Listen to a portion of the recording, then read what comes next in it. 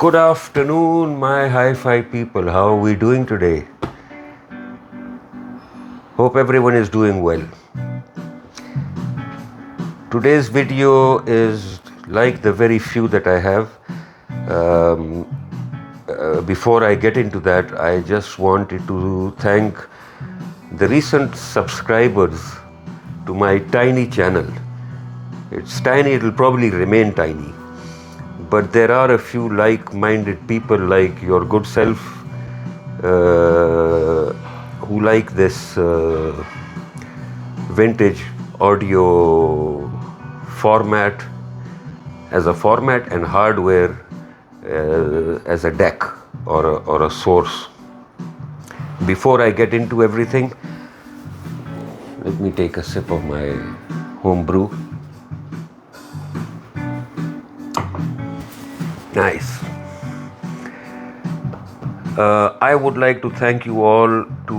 I can see a few subscribers are adding up to this tiny channel. Just wanted to thank you all, and a very special thanks to my friend Matt from Haycross Audio. If you haven't subscribed to him, he's recommended me. That's his greatness. But there's nothing much on my channel that I can share with you apart from a couple of videos. But there's a lot of information on his channel which I'm sure you will all and anyone else watching this video must subscribe to Haycross Audio channel. It's about vintage speakers refurbishment, crossover building, driver repairs, cabinet repairs, front cover cloth grill repairs, and he's got some fantastic videos showing you and telling you how and what he does with beaten up speakers that you would not want to even play because of the fact that they won't sound good due to the cabinet structure, due to the components on the crossover, leaking caps, conductors, resistors out of spec. But this chap Matt does a wonderful job. He's uploaded a recent video where he was very kind to help me refurbish my speakers. As in one of my channels I've mentioned, I live and work in Saudi Arabia. Matt is in the UK, in Devon. Heavy stuff coming from the UK to Saudi Arabia will cost me an arm and a leg, and we had a lot of talks on that, how to figure it out, and he's been kind to come up with a solution of building new crossovers, which is detailed on his latest video, and they'll be shipped across to Saudi Arabia soon. So I'll be having, which I'll show you later in the video, a vintage pair of 1977 Ditton 22s, three-way speakers, back to better than brand new. So a big thanks to Matt, and hi Matt, if you're watching this, a very big thank you to you, and I can only wish you the best of luck with the exceptional result-oriented work that you're doing. I mean, we can talk for hours on a crossover should have 1, 2, 3, a cabinet should have 4, 5, 6, the grills, the drivers should have blah blah blah. We can talk for hours on it, but that's where our knowledge ends and yours just starts, and you demonstrate exceptionally technical information in your videos, showing how you do it, teaching others, and delivering more than what we can expect. I haven't even heard your speakers yet. I've seen the work you've done. I've read the comments from people. You've shared a few reviews, and that's enough to tell everyone here how good of a job you do with these speakers. And anyone who wants to bring their old speakers back to life, do contact Matt and give him the opportunity to show you in person what he can really do to your speakers. This is something that people like yourself, myself, who are into vintage audio, who have the gear, who don't know how to bring them back to life, not only life, I would say bring them back to better than brand new, because the new components, the new capacitors, the new resistors, the new air core inductors, the new soldering methods, the material, the wires, the insulation. I mean, it's just never ending. But what he's using is not what the manufacturers did.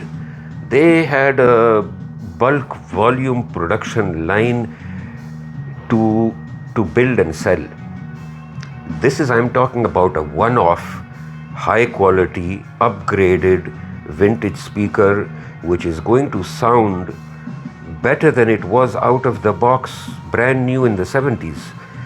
So I can only encourage you all to, again, go to Matt's channel on Haycross Audio and have a look at some of his videos, and you will be extremely impressed to see what Matt does with the vintage, tattered, beaten up,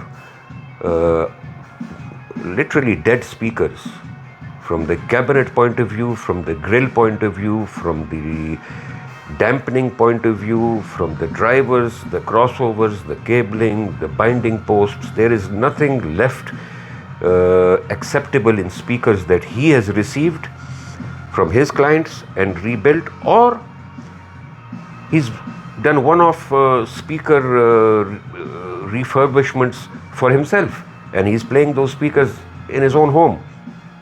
So how enjoyable can that be when you do it yourself and enjoy them in your room? Thanks again, Matt. I just wanted to start this video with a very big thanks to you, and I'll try to lift my stand where my phone is placed to walk you through a turntable. Let me reverse this. I want to talk to you about this turntable. Let me see if I can have this permanently standing to help. Sorry for this. I'm not very good at videos or videography or perfection when it comes to making a video, but what I can do is sort of improve it. Where is this?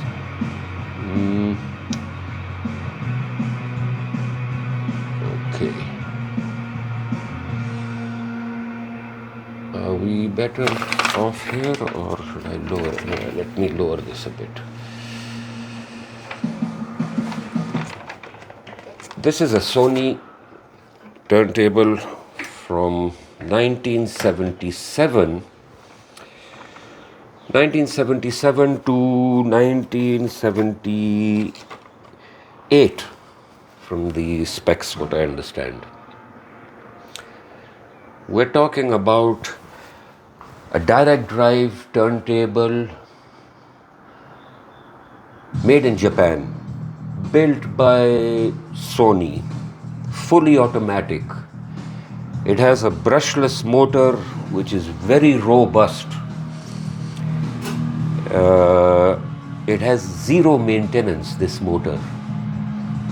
I mean, we're talking 1977, manufactured in 2024. Amazing. Just the year of manufacture being 1977, and in 2024 this motor has never been repaired. It doesn't have a maintenance issue. It doesn't have an oiling issue. It's got a solid tone arm, which I'll demonstrate in a bit. This is not an audiophile, top of the line turntable. This was just a very well built turntable in 1977. I consider it an audiophile level turntable. I don't see anything apart from being far away from audiophile. I don't know how better would an audiophile turntable sound. I know they cost thousands of dollars, but I don't know how better it's going to sound because I don't have one, and I'll never have one. With this turntable, I don't see any reason to upgrade. This has a very solid chassis, plinth you can call it.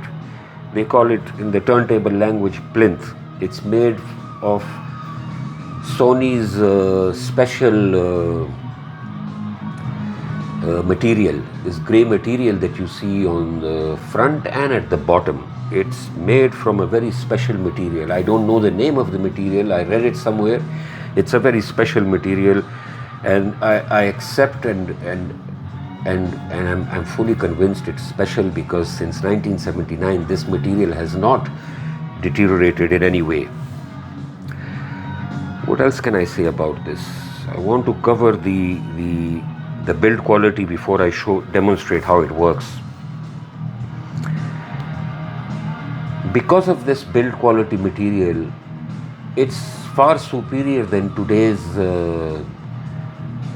plastic built turntables by very well-known brands. Unfortunately, the very well-known brands, the modern turntables, the expensive turntables are still not anywhere near this build quality. It's very sad. It's sad to see analog gear manufactured today is not like this. This turntable is not picky when you're swapping cartridges. I've got a Shure cartridge on it right now, which is from the 70s. Just imagine. We're talking about 50 years plus manufactured cartridges, which still sound great. I've also swapped cartridges with modern ones. They sound great, but I'm still going back to this Shure 91 ED or 95 ED cartridge because one, it sounds great. Two, I'm waiting for this to die to justify putting on another cartridge. So until it's not going to give me any trouble, I don't want to put any modern cartridge on it. This is my opinion of using these vintage turntables. Why add on something modern? Although it still sounds great with modern cartridges. I've used an Audio-Technica 95 cartridge, which is very popular in the turntable industry and consumer level cartridge. Sounds great, but again, I just put this cartridge on because it matches the turntable from its age and still sounds great. Super heavy turntable. We're talking about 10.5 kilograms, 22 pounds. Now, there is no turntable in today's modern line manufactured weighing this much. There is no turntable like that. So the weight itself is an ignorant indication to all us hi-fi people to understand that Sony really did something here. They didn't just put a turntable together just like that. They used some material. The most popular vintage turntable is the Technics SL1200 Mark II, which is pricier, which is more popular. This is a Sony PS-X6, okay? I'm sorry I didn't mention the model number. But the Technics SL1200 Mark II was that robust DJ turntable. You must have seen it in other YouTube videos. You must have seen it, where else? Back in the 70s and 80s, you might have even seen DJs have two of them together, and they're just DJing all with those turntables. They were very robust, yes. But I'm convinced that this kills it. This kills the Technics SL1200 Mark II. This kills the Denons of that time. This kills the Thorens turntable of that time. This turntable, in my opinion, it kills all the 70s turntables. I can be wrong, but I'm the user of this. I use it almost every day. I can't find anything wrong with it. I can't find anything lacking from the more popular turntables, like the SL1200 Mark II from Technics. I wish Sony, could resurrect their line of turntables with something like this. You can buy a new Sony turntable today. It's made of plastic. Very sad again. The same manufacturer who had delivered a turntable like this in 1977, which people like myself are using in 2024, they can't buy it again brand new. They cannot buy a Sony turntable with this build quality. This deck has a crystal lock system, which is accurately locking that 33 RPM, accurately locking that 45 RPM. You can rely on this so confidently. You put a 12-inch record on it and you switch to 33, you're getting that speed. You're getting that speed, and there is no element of risk or doubt that you're going to go out of spec when it comes to speed. Amazing. Again, we're talking about spot on speed for the last 50 years on this deck. The mat on top of this platter is a rubber mat, and it's got a fluid inside. Imagine again, isn't that incredible? 50-year-old turntable platter mat has a fluid inside. I've never punctured that mat. Nobody's punctured that mat. We've just been flipping records on top of it. But that fluid in the mat is helping resonance, is helping vibrations, is helping the tracking force, is helping a smooth stylus running on in the grooves. That fluid in the mat. Incredible. I can just keep on praising the build quality, the technology used in the 70s on this turntable. If you notice the feet, these are specially designed feet. You will find these feet in 2024 manufactured turntables because they have a feature of anti-vibration. They isolate the mechanical movement of the motor, the platter, the tone arm. They separate that so-called vibration, which I can't hear or see, but these feet are isolating that mechanical movement from where it is placed. It is helping the record player, the deck, to perform whisper quiet. The motor itself is whisper quiet. I've never heard any sound coming from the motor. It's completely silent. There's an electronic engagement which I'll demonstrate, which gives you a sound, yes, but that's a sound of the mechanical part getting engaged.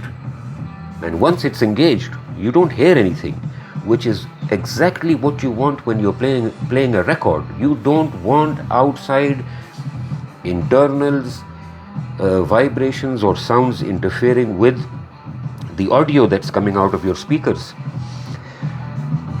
What else can I say? Very satisfying turntable, ladies and gentlemen. I think I've praised it enough. Let me now get closer to the turntable to just demonstrate how it functions, what features it has. Why do I love it? Why do people love it? Why do people have it? Why don't I upgrade to a new one? These are the things that I'll be able to demonstrate, and I hope you enjoy this demonstration. I'll get closer. Let me see if I can. I'll change the background music because I don't want any kind of YouTube copyright issue. So I'll go back to this instrumental music that I was playing. Okay. We need to be careful with the copyright issues. Don't want to get into trouble. Don't want anything like that. Okay, I'm trying to... Ooh, this is not straight enough. Oops. Okay. I think this is getting better. Is that acceptable? Not really. Wait a minute. Sorry for all this unprofessional video. Bear with me. It's not about the video, it's about our good old turntable. Okay. What I want to show you here is 1977 feather touch controls. I can't believe it. Feather touch controls. Wow. We're talking touch phones, we're talking touch system, we're talking touch screen, we're talking all this.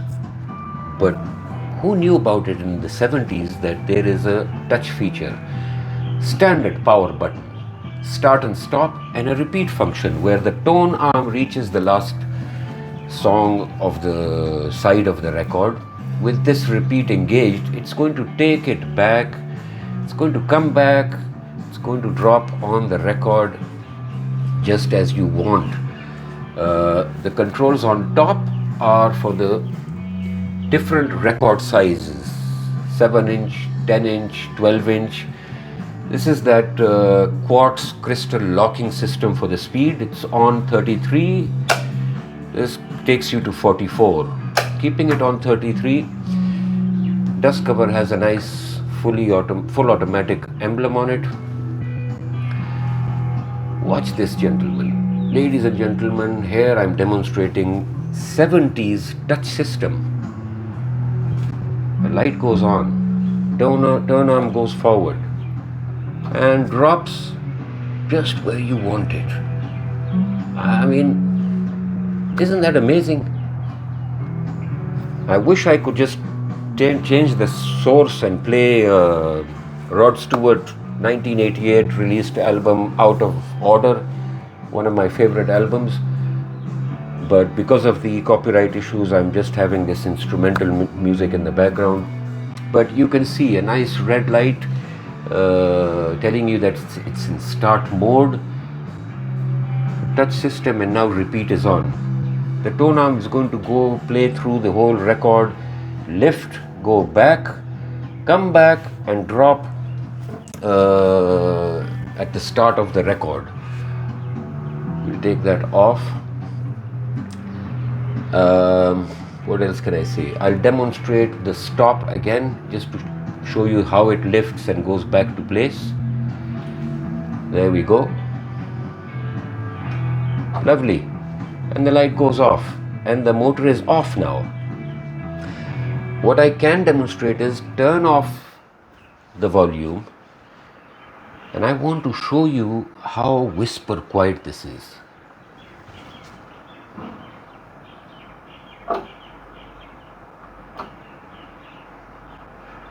Nobody can hear the motor.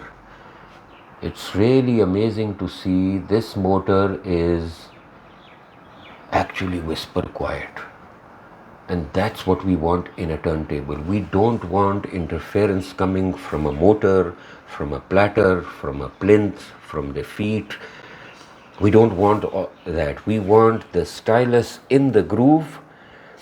We want a rock solid tone arm.